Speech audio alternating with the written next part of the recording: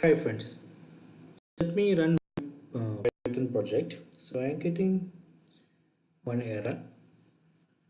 Let me show the error. So I am getting this type error underscore namespace path object does not support indexing. So this is the error which I am getting. So I will show you how we can fix it. So you can see that the error is coming from os.path.join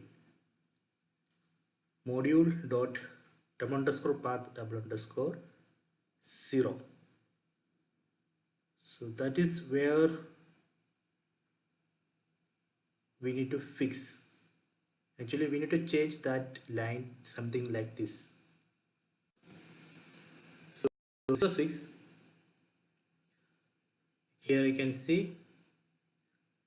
So this is the existing statement. So I need to change that to something like this. We need to convert module dot underscore path double underscore to a list, then access the first item. So that is a fix. So this way we can fix that particular error. So let me execute my project. Let me run my project again. So let me check. Okay, I think now I am not getting that error. Okay, so